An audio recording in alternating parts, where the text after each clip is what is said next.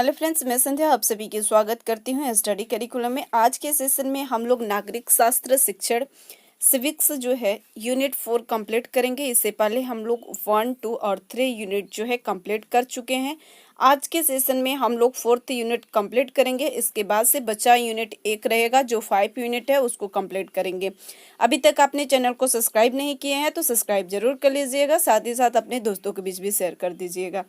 BEd 3rd semester के लिए ध्यान दीजिएगा, बीएड 3रे सेमेस्टर के लिए है। अगर आप डीडी यूनिवर्सिटी से बीएड कर रहे हैं या किसी भी अदर यूनिवर्सिटी से आप बीएड कर रहे हैं, आपके सब्जेक्ट में नागरिक शास्त्र शिक्षण है, सिविक्स है, तो आप इस क्लास को अंतिम तक देख सकते हैं।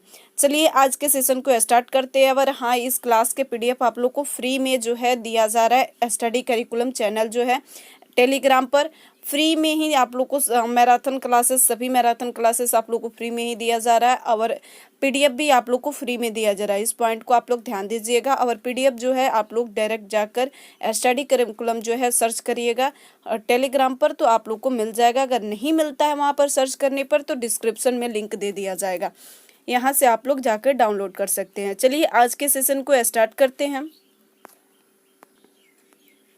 ध्यान दीजिए, प्रश्न क्या कह रहा है कि आकलन मूल्यांकन की कौन सी प्रक्रिया है।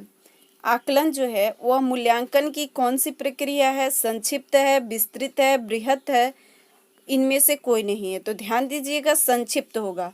अब ये प्रश्न आप लोग को गलत लग रहा है, क्यों?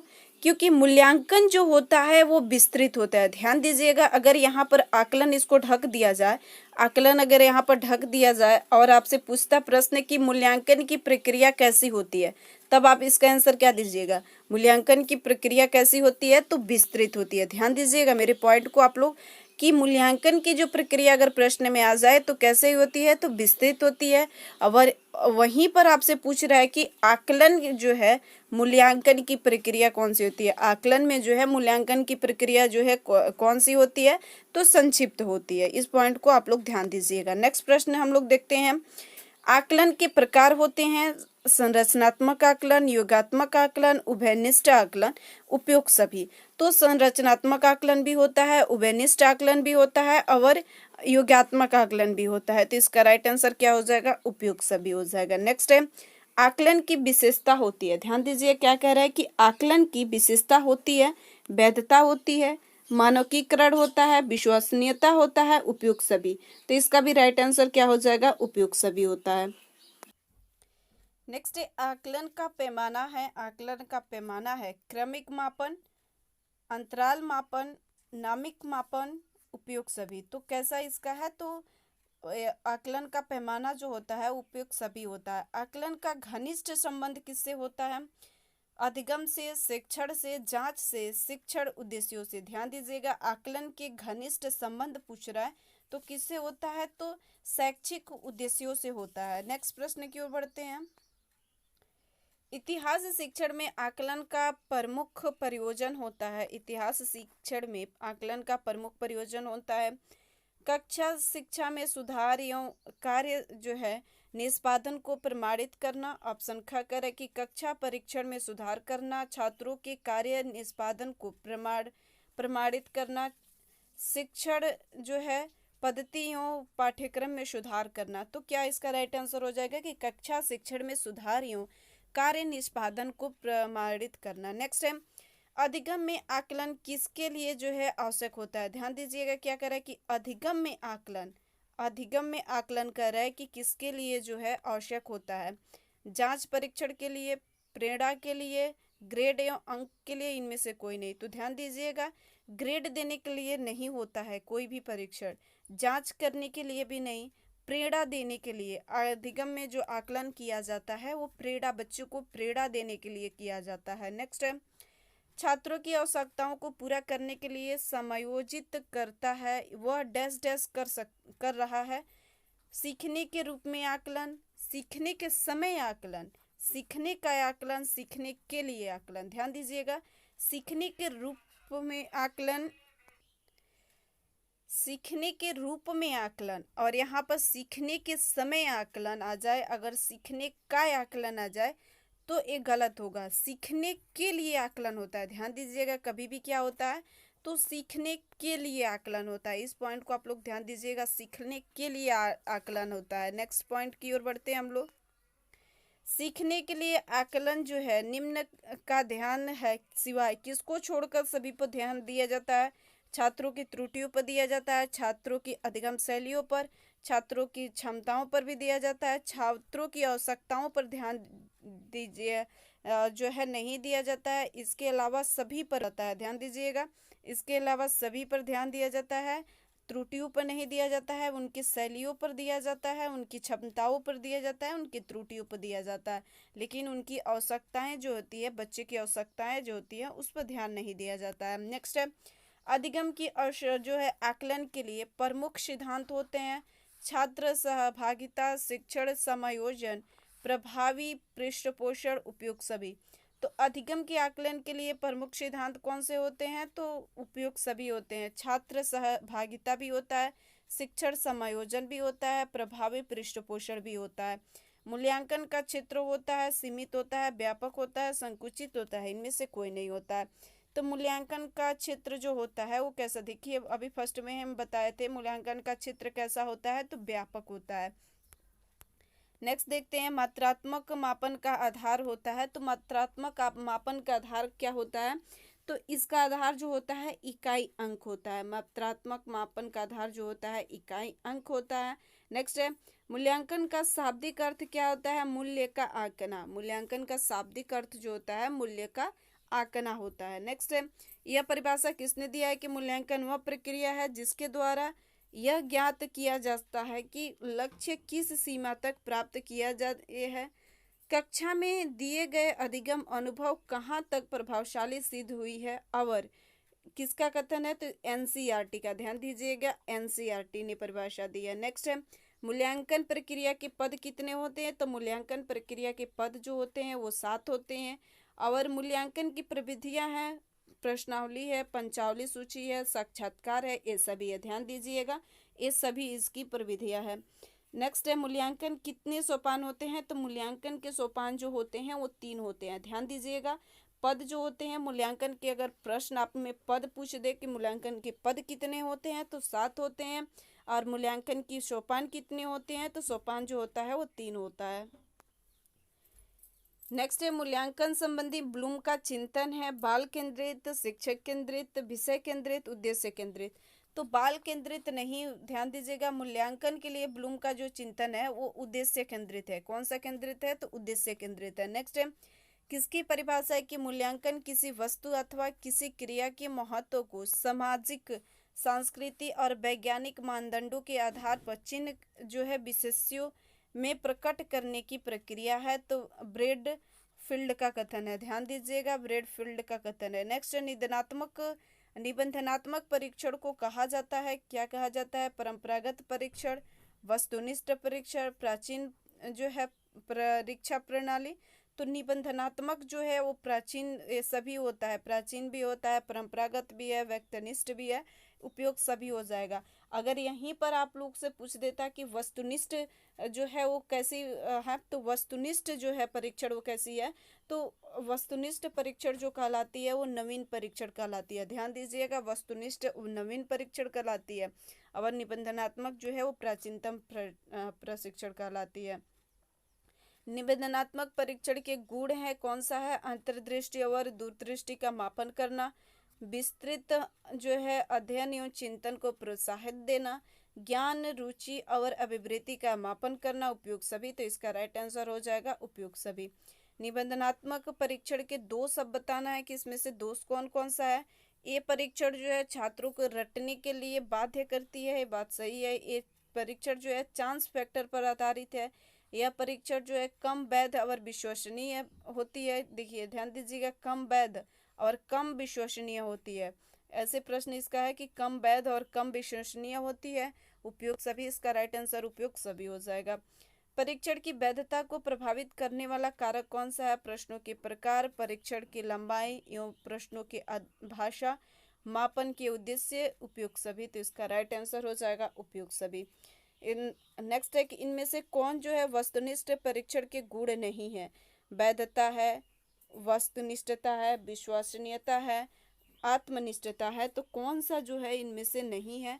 तो आत्मनिष्ठता जो है यह नहीं है, बाकी सभी जो है वस्तुनिष्ठता होता है, वैधता भी होता है, विश्वसनीयता भी होता है। नेक्स्ट है वस्तुनिष्ठ परीक्षण के दोष कह रहे हैं, किसमें से दोष कौन सा है?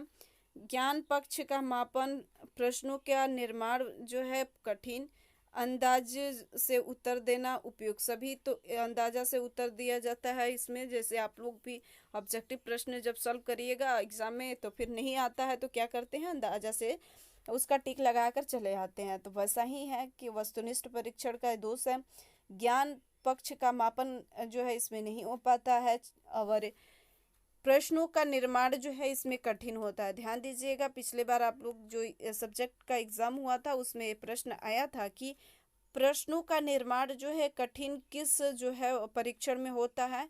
तो वस्तुनिष्ठ परीक्षण में होता है। नेक्स्ट है वस्तुनिष्ठ परीक्षण की विशेषता होती है वस्तुनिष्ठता, विभेदकता एवं व्यापकता, जो है वैधता एवं विश्वसनीयता, उपयोग सभी, तो ये सभी जो है होता है। नेक्स्ट है वस्तुनिष्ठता को कहा जाता है, क्या कहा जाता है? वस्तुनिष्ठता को कहा जाता है परंपरागत परीक्षण, नवीन परीक्षण, व्यक्तिनिष्ठ परीक्षण, उपयोग अभी आप लोग को बताया कैसा परीक्षण कहलाता है, तो नवीन परीक्षण कहलाता है। नेक्स्ट है वस्तुनिष्ठता परीक्षण को कितने भागों में विभाजित किया गया है? तो 2 भागों में। अनुमान, नेक्स्ट अनुमान से उत्तर देने की गुंजाइश जो है सबसे अधिक किसमें होती है? तो वस्तुनिष्ठता में होती है। ध्यान दीजिएगा किसमें होती है? तो वस्तुनिष्ठता में होती है। नेक्स्ट उपलब्धि परीक्षण को कुछ विद्वान कहते हैं संप्राप्ति परीक्षण, निष्पत्ति परीक्षण, उपयोग दोनों ही, इनमें से कोई नहीं, तो क्या कहा जाता है? दोनों ही, संप्राप्ति परीक्षण और निष्पत्ति परीक्षण। यह परिभाषा किसने दिया है? कि बालक की वर्तमान योग्यता या किसी विशिष्ट विषय के क्षेत्र में उसके जो है ज्ञान की सीमा का पालन करती है। थॉर्नडाइक की, गैरिसन एवं अन्य की, गैरेट की, इवेल के, तो इसका राइट आंसर हो जाएगा गैरिसन एवं अन्य की होती है। नेक्स्ट है उपलब्धि परीक्षण कितने जो है प्रकार के होते हैं? तो उपलब्धि परीक्षण जो होते हैं वह भी 2 प्रकार के होते हैं। नेक्स्ट है किसने कहा है कि उपलब्धि परीक्षण वह है जो किसी छात्र के द्वारा अर्जित ज्ञान या कौशलों में निपुणता का मान करने के लिए जो है बनाया जाता है। तो किसका कथन है? तो इबेल का कथन है। ध्यान दीजिएगा किसका कथन है? तो इबेल का कथन है। नेक्स्ट है निदानात्मक परीक्षण द्वारा इंगित छात्रों की त्रुटियों को दूर करने के लिए जो परीक्षण प्रयोग में लाया जाता है उसे क्या कहा जाता है? उपचारात्मक परीक्षण, निदानात्मक परीक्षण, साधारण, उपलब्धि परीक्षण, इनमें से कोई नहीं। तो ध्यान दीजिएगा त्रुटियों को दूर करने के लिए अगर आपसे प्रश्न आ जाए कि जिसमें त्रुटियां जो है छात्रों की त्रुटियों को दूर किया जाता है तो उपचारात्मक परीक्षण जो है कहलाता है। ध्यान दीजिएगा उपचारात्मक परीक्षण में आता है। नेक्स्ट है निदानात्मक परीक्षण में क्या होता है? तो इसमें कठिनाइयों को बाधा के आधार पर शैक्षिक एवं व्यवहारिक निर्देश देना होता है। ऑप्शन ख कह रहा है कि सीखने के में आने वाली कठिनाइयों और बाधाओं का पता लगाना होता है निदानात्मक परीक्षण में। विषयगत विशेषताओं या कमियों का पता लगाना होता है। ध्यान दीजिएगा कमियों को पता लगाने के जो बात आ जाए तो निदानात्मक परीक्षण में आता है, और त्रुटियों को दूर करने के जो आ जाए वो उपचारात्मक परीक्षण में होता है। निदानात्मक परीक्षण की विशेषताएं होती है समय सीमा का निर्धारण नहीं, मानकीकृत या अमानकीकृत। ऑप्शन ग करें कि बालकों की योग्यता की जगह उनकी कमजोरियों का ज्ञान। ऑप्शन घ करें कि उपयुक्त सभी।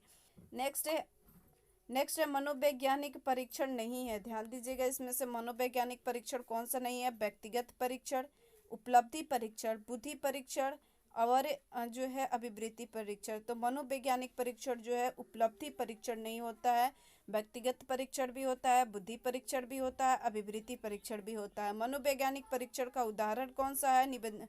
अभिक्षमता परीक्षण, व्यक्तिगत परीक्षण, बुद्धि परीक्षण, उपयुक्त जो है सभी परीक्षण। तो इसका राइट आंसर हो जाएगा उपयुक्त जो है सभी परीक्षण होता है। मूल्यांकन के संबंध में सत्य है। ध्यान दीजिएगा यहाँ पर करें कि मूल्यांकन के संबंध में सत्य है प्राचीन धारणा, साधारण शब्द, प्राविधिक शब्द, संकुचित प्रक्रिया। तो मूल्यांकन के संबंध में जो है प्राविधिक शब्द होता है, तो इसका राइट आंसर हो जाएगा प्राविधिक शब्द। नेक्स्ट है मूल्यांकन करना किसी वस्तु या प्रक्रिया के महत्व को निर्धारित करता है। यह कथन किसका है? तो यह कथन जो है एडम्स का कथन है। ध्यान दीजिएगा एडम्स का कथन है। नेक्स्ट है किसके अनुसार जो है मूल्यांकन हमें बताता है कि किसी सीमा तक किन जो है उद्देश्यों का प्राप्त किया है, किन उद्देश्यों को जो है प्राप्त किया है। तो इसका राइट आंसर हो जाएगा डांडेकर। नेक्स्ट है मूल्यांकन अनुरूप है। नेक्स्ट है मूल्यांकन अनुरूप है उद्देश्यों के, विधियों के, प्रविधियों के, सिद्धांतों के। तो किसके अनुरूप है? तो विधियों के अनुरूप है। नेक्स्ट है यह किसका कथन है कि मूल्यांकन परीक्षण प्रश्नों का ऐसा समूह है जो कि किसी कौशल या जांच योग्यता की जांच करने के लिए किया जाता है। तो इसका राइट आंसर क्या हो जाएगा? गैरेट होता है। नेक्स्ट है निबंधनात्मक परीक्षण की विशेषता है मूल्यांकन की दृष्टि से सुगम, भावों का संगठन, विस्तृत जो है पाठ्यक्रम पर आधारित, उपयुक्त सभी। तो इसका राइट आंसर हो जाएगा उपयुक्त सभी। नेक्स्ट है निम्न में से जो है मूल्यांकन का उद्देश्य है अधिगम प्रक्रिया में सुधार, पाठ्य वस्तु की जो है उपयोगिता। अब संज्ञा कर है कि विषयवस्तनीय जानकारी, उपयुक्त सभी। तो इसका भी राइट आंसर हो जाएगा उपयुक्त सभी। ये सभी जो है मूल्यांकन के उद्देश्य हैं। नेक्स्ट है निम्न में से जो है कौन सा अच्छे परीक्षण के गुण है? सहजता है, वस्तुनिष्ठता है, वैधता है। तो ये सभी जो है अच्छे परीक्षण के जो है गुण हैं। वस्तुनिष्ठ परीक्षण के प्रकार होते हैं तो जो है प्रत्यास्मरण होता है, अभिज्ञान पदरूप होता है, मिलान होता है। ये सभी जो है वस्तुनिष्ठ परीक्षण के प्रकार होते हैं। नेक्स्ट है निबंधनात्मक परीक्षण जो है किसमें जो है सहायता प्रदान करते हैं? उपलब्धि परीक्षण में, परीक्षण पदों के प्रमाण निर्धारित करने में, उपयुक्त दोनों में, इनमें से कोई नहीं। तो इसका राइट आंसर हो जाएगा इनमें से कोई नहीं। निबंधनात्मक परीक्षण में कौन सा सहायक? उपलब्धि परीक्षण नहीं होता है, परीक्षण पदों के जो है प्रकार निर्धारण नहीं होता है। तो इसका राइट आंसर हो जाएगा इनमें से कोई नहीं। नेक्स्ट है निबंधनात्मक परीक्षण के मुख्य उद्देश्य जो है शिक्षण अधिगम प्रक्रिया में सुधार लाना है, वृद्धि करना है, गति प्रदान करना है। इनमें से कोई नहीं। तो सुधार लाना है। क्या करना है? तो सुधार लाना है। नेक्स्ट है निबंधनात्मक परीक्षण द्वारा जो है निम्न में से क्या व्यवस्था की जाती है? कमजोरियों का पता लगाना, कमजोरियों को दूर करना, उपचारात्मक सुझाव देना, उपयुक्त सभी। तो इसका राइट आंसर हो जाएगा उपयुक्त सभी। मूल्यांकन है। मूल्यांकन कैसी प्रक्रिया है? तो त्रिध्रुवीय प्रक्रिया है। मूल्यांकन की प्रकृति होती है गुणात्मक भी होती है और परिणात्मक भी होती है। ध्यान दीजिएगा, गुणात्मक भी होती है और इसका परिणात्मक भी होती है। नेक्स्ट है मूल्यांकन के प्रकार है। तो मूल्यांकन के लिखित, साक्षात्कार, मौखिक, ये सभी जो है मूल्यांकन के प्रकार हैं। नेक्स्ट है किसने कहा है कि शैक्षिक मूल्यांकन की प्रक्रिया जो है चतुर्भुज है? या किसने कहा है कि शैक्षिक मूल्यांकन की जो प्रक्रिया है वो चतुर्भुज है? तो डॉक्टर पटेल ने कहा है कि शैक्षिक मूल्यांकन की जो प्रक्रिया है वो चतुर्भुज है। नेक्स्ट है मूल्यांकन शिक्षण एवं छात्र के लिए किस प्रकार का कार्य करता है? तो पुनर्बलन का कार्य करता है। किस प्रकार का कार्य करता है? तो पुनर्बलन का। नेक्स्ट है प्राथमिक कक्षाओं में मूल्यांकन की विधि का प्रयोग किया जाता है तो निरीक्षण का जो है प्रयोग किया जाता है। उपचारात्मक शिक्षण में नहीं होना चाहिए, उपहास नहीं होना चाहिए, उत्साहवर्धन नहीं होना चाहिए, अभ्यास नहीं होना चाहिए। ऑप्शन घ कह रहा है कि सहानुभूति नहीं होना चाहिए। तो इसका राइट आंसर हो जाएगा उपहास जो है नहीं होना चाहिए। नेक्स्ट है सतत एवं व्यापक मूल्यांकन का जो है प्रमुख उद्देश्य है। सतत एवं व्यापक मूल्यांकन का प्रमुख उद्देश्य क्या होता है? निबंधनात्मक होता है, परिणात्मक होता है, गुणात्मक होता है, ये सभी होता है। मूल्यांकन का उद्देश्य होता है निर्देशन करना, निदान और वर्गीकरण। ऑप्शन ग कह रहा है कि ज्ञान की जांच एवं विकास, उपयुक्त सभी। तो इसका राइट आंसर क्या हो जाएगा? उपयुक्त सभी जो है होता है। नेक्स्ट है उपलब्धि परीक्षण में किस प्रकार के परीक्षण की जांच जो है प्रणाली, जांच प्रणाली परीक्षण के नाम से जो है जाना जाता है? तो निबंधनात्मक परीक्षण में जो है जांच प्रणाली के नाम से जो है जाना जाता है। नेक्स्ट है उपलब्धि परीक्षण के दौरान उच्चारण कौशल का परीक्षण जो है किससे जो है लिया जा सकता है? तो मौखिक से जो है लिया जा सकता है। निबंधनात्मक परीक्षण से नहीं, लिखित परीक्षण से नहीं, वस्तुनिष्ठ परीक्षण से नहीं, किससे लिया जाता है? तो मौखिक परीक्षण से जो है लिया जाता है। नेक्स्ट है वस्तुनिष्ठ जो है वस्तुनिष्ठ प्रकार का जो है प्रश्न का प्रकार होता है तो मिलान होता है, व्याख्यान होता है, विश्लेषणात्मक प्रश्न होता है। नहीं, तो इसका राइट आंसर हो जाएगा मिलान होता है। नेक्स्ट है विचारों के अच्छी अभिव्यक्ति किस प्रकार के प्रश्नों में हो सकती है? वस्तुनिष्ठता में, निबंधनात्मक में, अति लघु उत्तरात्मक में, लघु उत्तरात्मक में। तो किस में सबसे अच्छी हो सकती है? तो निबंधनात्मक परीक्षण में जो है सबसे अच्छी हो सकती है। ध्यान दीजिएगा किस में होती है? तो निबंधनात्मक परीक्षण में। ये था आपके अंतिम मिनट। मिलते हैं अब हम लोग नेक्स्ट सेशन में एक नेक्स्ट टॉपिक के साथ में। अभी तक आपने चैनल को सब्सक्राइब नहीं किए हैं तो सब्सक्राइब जरूर कर लीजिएगा, अपने दोस्तों के बीच भी शेयर कर दीजिएगा। Thank you. मिलते हैं अब हम लोग नेक्स्ट सेशन में।